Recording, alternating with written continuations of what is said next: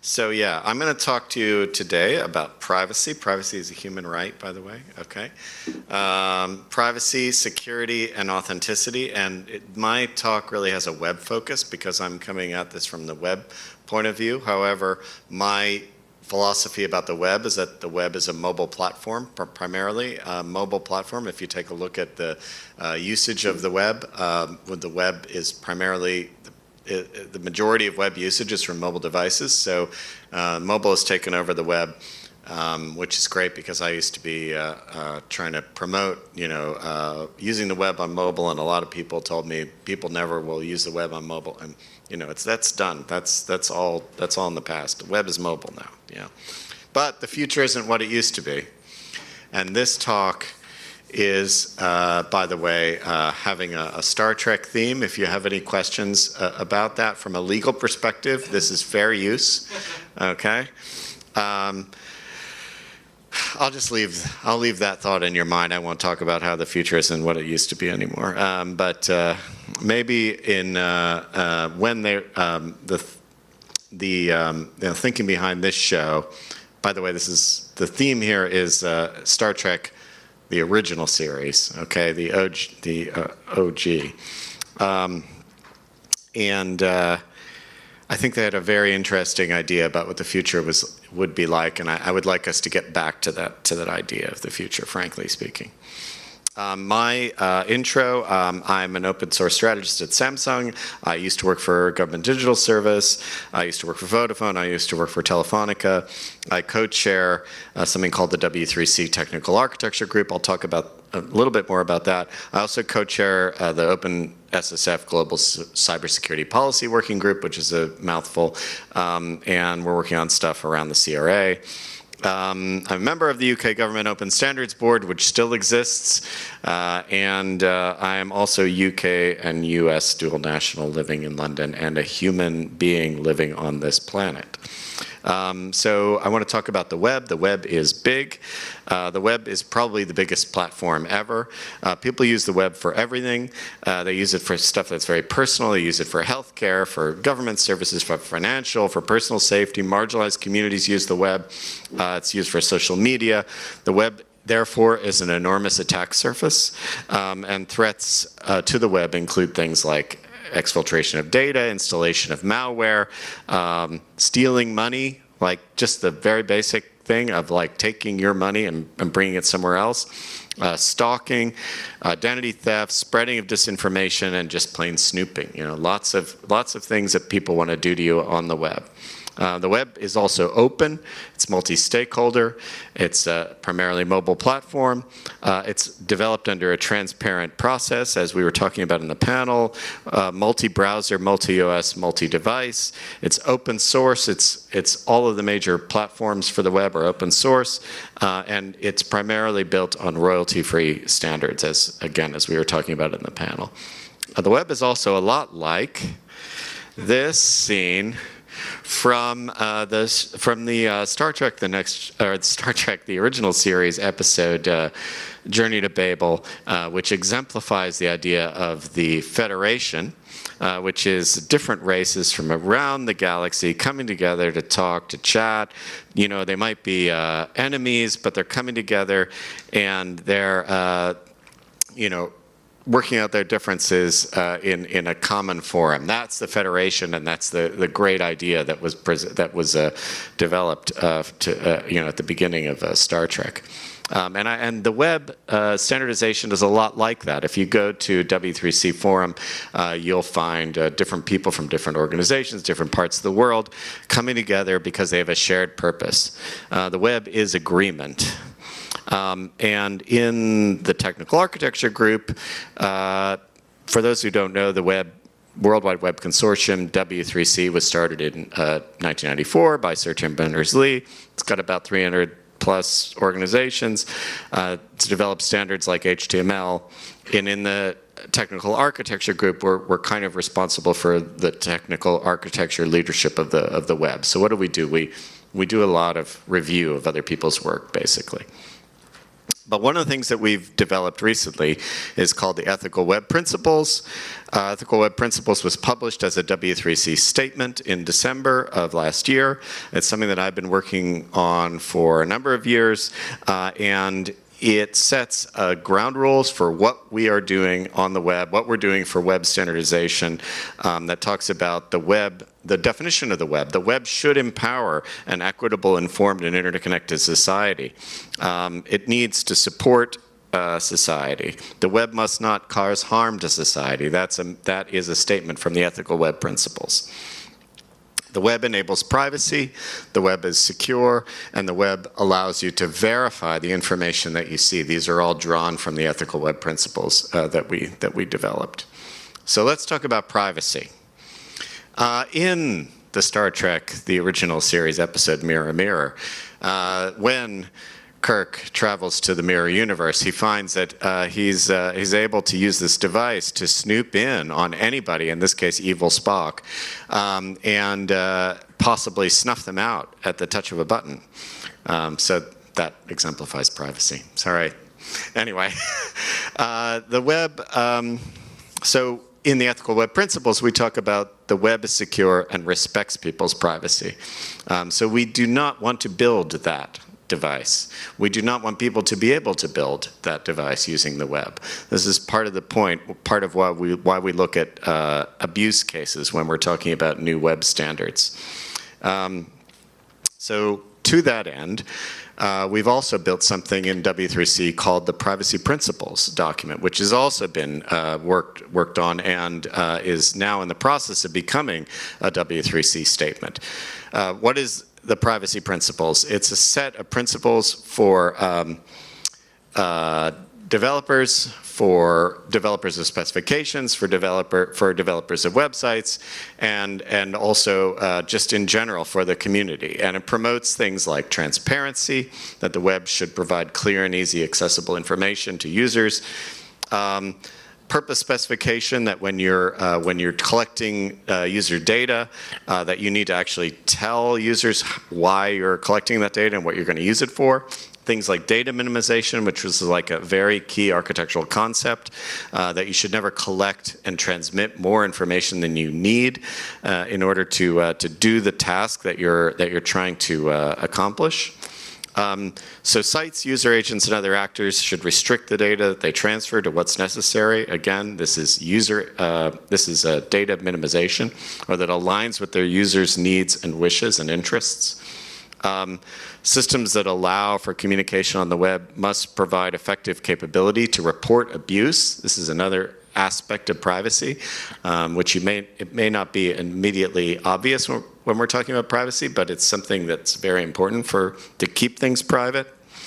When accessing personal data or requesting permissions, sites should specify the purpose for which the data is going to be used. This is so important because we have things like this on the web, right? Where you go to a website and immediately it asks you for a blind request to either know your location or more recently send you push notifications. I go to a website and it asks me immediately, I've never been to before, and it asks me immediately, can I know your location? Can I send you push notifications? And I'm like, whoa, I just met you. I'm not ready for that level of commitment. The point is, and even Google's own research shows that when you're explaining why you need the permission, that users usually respond more positively, and they usually do grant that permission when you actually explain why. So luckily this is changing because the user research is bearing out, I think, what we all knew, that it's just not a good idea to just ask these blind permission requests. So information about privacy relevant practices should be provided in an accessible, plain language form and in a machine readable form. So let's get rid of, or at least augment, these huge, long legalese documents that we're all familiar with something that's really reusable and understandable. Let's get rid of dark patterns like which are not serving anybody. And and avoid interrupting a person's use of a site for consent requests when an alternative is available. And I think we can all agree with this as Europeans. Websites should use notifications only for information that their users have specifically requested. This is another thing that really trips me up, especially when using services where they start using a channel for notifications for sending you something like your car is about to arrive. Suddenly you start to receive push notifications that have to do with other services that they want to sell you, or marketing stuff. And I'm just like, okay, that's it. You don't get to send me notifications now. All of this is really aligned with European e-privacy regulations. So when it comes to why you should do this, it's not just because it's the right thing to do or because it's a nice thing to do, but also because you're going to be fined if you don't do things like this. So you've got to collect consent, respect user preferences, understand restrictions on direct marketing, and inform users about location data and user tracking. And what can you do? Well, treat users with respect, I would say. You know, push back on anti-patterns, have a look at privacy principles and see how this could apply to your work. Just look for W3C privacy principles in your search engine of your choice. And when it comes to regulation, think beyond the cookie banner. So let's talk about security. For a second.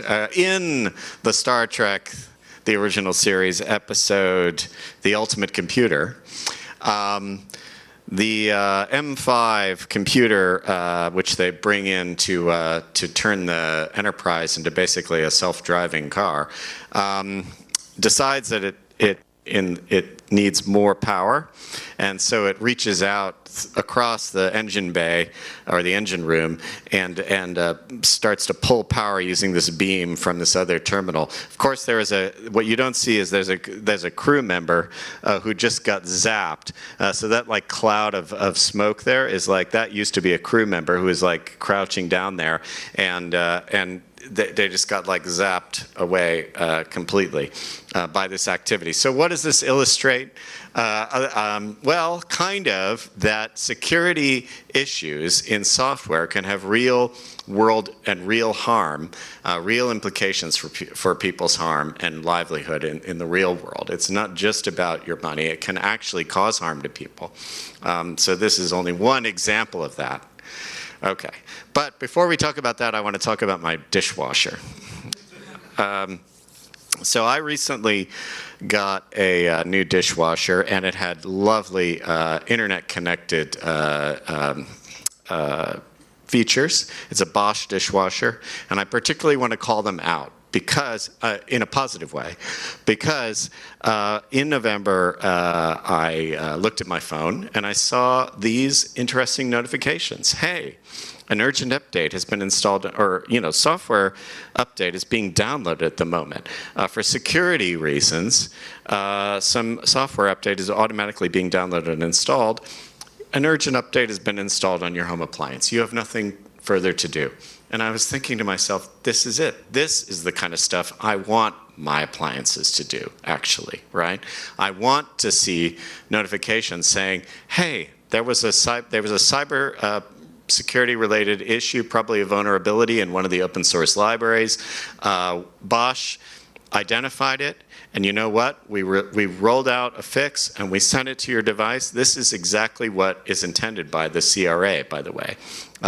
And hopefully Bosch also contributed that fix upstream, sent a CVE notice, all that kind of stuff that they need to do.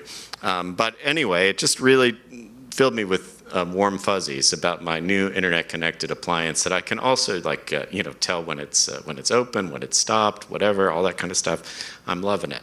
Don't burst my bubble. Anyway, there's lots of regulation that talks about this. There's the EU Cyber Resilience Act, which talks about having security by design, mandatory security requirements, vulnerability reporting, regular updates and patches, and penalties for non-compliance, by the way. And there's also pending UK regulation around this that's working its way through Parliament. So we have Vulnerability reporting, definitely. I'm not exactly sure what else is in it. I need to do some more research on this, but it's not clear to me. But it's vaguely meant to be similar in scope to the CRA. That's what we think, anyway. So we will see what happens when it actually goes through Parliament. One of the organizations that's working in this area is called the Open Source Security Foundation, where I'm co-chairing this global cybersecurity policy working group. They have a lot of resources, many of which can be found under this last URL, best.openssf.org, which is the kind of homepage for all the stuff that comes out of the best practices working group, secure coding practices, concise guides for secure software development, tools like Scorecard, which is just amazingly useful. I think you can point it at any repo and it'll tell you the secure coding best practice that has been employed by the developers that are working on that repo. It's fantastic stuff. And free training. Definitely recommend go take the Security 101 course. You'll learn a lot about cybersecurity in software development. Let's see if I can actually run this. So the secure scorecard thing is it just runs all of these kind of like tests against the repo. securityscorecards.dev. Last year, not last year, but the year before, I ran a workshop called Secure the Web Forward, which is very much about taking these ideas and bringing them to the web. Again, you can search for Secure the Web Forward. You can find all the talks from that and all the outputs from that workshop. But one of the things that we found is that web developers in general, are very confused about this space, and they don't really know what they should be doing when it comes to web developer or implementing security in web applications. So this is something that we have in the ethical web principles and also in the design principles document that we work on in the tag, that the web must be safe. There's a danger of visiting a malicious website. So imagine that you're walking along, you get a text message, it purports to be from your bank. Suddenly you're going to a website and you're downloading code from somebody that you have no idea who it is. It turns out it could be a malicious actor. That's code that's now running on a device that you own. It must be safe. You must not be able to be exposed to whatever, bad stuff, malicious actions on that device. Okay, but it also, there's a danger of visiting a trusted website, because you could be visiting a website from a news organization that you want to read a news article from, but actually they've embedded third-party content from an advertiser that they don't even know who it is. And New York Times had this problem where they found out that one of their advertisers, or one of the advertisers that was going through the platform that they were using, was taking advantage of some WebRTC issues in order to try and grab your device's IP address and profile you and all that kind of stuff, which is malicious activity. So this has happened, it continues to happen. So we need to lock down the web, and we need websites and website developers to be able to know kind of secure coding practices so that they don't import malicious code into their applications, and so they don't write code that's unintentionally malicious. So we started this new working group or community group in W3C called SWAG, Secure Web Application Guidelines. And I'm chairing it, and we've got a whole bunch of people working on this. But part of the idea is to develop some security best practices for web developers. We definitely need help on that, and also on topics like secure software package scoring on NPM. How do you tell web developers, how do you give them information about which packages they're about to import are secure, which have been developed in a secure way, what security hygiene they have. All of this stuff this information isn't readily available to web developers right now. So we're trying to change that and give web developers information that they need about how to incorporate security into their applications. We need people to get involved in this and to help us. So if you'd like to, we'd really appreciate your participation in this. Again, it's a SWAG community group. Anybody can join. You don't need to work for a W3C member organization or be affiliated with. I'm going to skip over this because I'm low on time. Authenticity, 5 minutes. Okay, I've got 5 minutes to tell you about authenticity. In the Star Trek, the original series episode, What Are Little Girls Made Of? I don't make these up, okay? Sorry. We got Kirk, and he encounters some android Kirk. Which is the real Kirk? Which is android Kirk? Which is the evil Kirk? Not exactly clear, huh? Here, it might not be the one you think it is. Anyway, sorry, tangential slides, but I had to come up with something to make this punchy. The web should enable you to verify information that you see, and that's another ethical principle that we developed, right? So ideally, what does that mean? It could mean anything. It could mean being able to click on a link and go see the data that produced the graph that you're looking at, or click on an image and see where it came from. What is the threat to this? There's lots of misinformation. There's lots of disinformation out there. There's lots of deep fakes. There's AI-generated images out there flying around. I don't know whether you've seen any. Like, there's a very good reason why you should know that this image is AI-generated and a fake. I won't go into details, but it's definitely reported as fake by BBC. So why does it matter? We can't have a functioning society without consensus on what is real. That is based on reputation, experience, expertise, also understanding reputable sources. Some of this is media literacy, and it cannot be actually fixed by technology. However, we can use technology to help people understand the authenticity of information. So one of the organizations that another organization I'm involved in right now is called the Coalition for Content Provenance and Authenticity, or C2PA, and their standard is called Content Credentials. It's available, more information on contentcredentials.org. Also, you can see how content credentials work. If you see an image with this kind of little icon up on the right-hand corner, you can always click on it and you can see additional information about that, about the provenance of that image. I'm starting to see these show up on social media more and more. LinkedIn is a platform that definitely supports it. And, come on. There we go. We just launched, this is actually very exciting for me as a Samsung employee, because we just launched Content Credentials as part of the new phone, the Galaxy something 25. So I'm not a marketing person.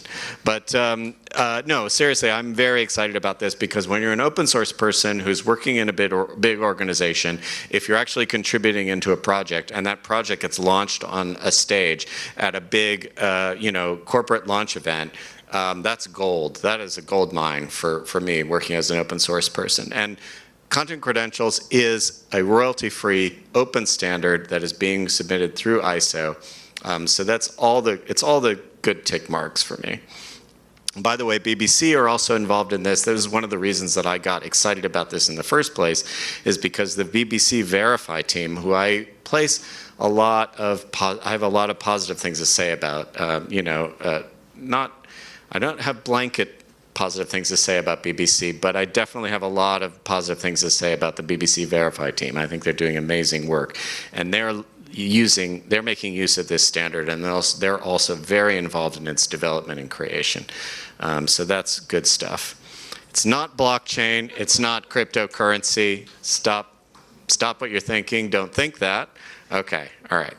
And it provides secure provenance info, lets users make their own decisions about what's good and what's bad. It doesn't make value judgments. What can you do as web builders? My second to last slide. Prioritize use cases that emphasize authenticity. Legitimize the idea of reputable sources. Encourage people to think link to references and supporting data, and build content, or think about building content credentials discovery into your sites and applications. It's royalty free. You can build, and there are open source libraries that help you decode these credentials so that you can display useful information. And let's all think about this as we marvel about the world that and the wonders of AI bring us, let's not forget to also be aware of the threats and harms that are coming down at us from these ecosystems. So that's it for me. Thank you all. I hope to work with you in the good fight or something. Anyway, so that's it. Thanks.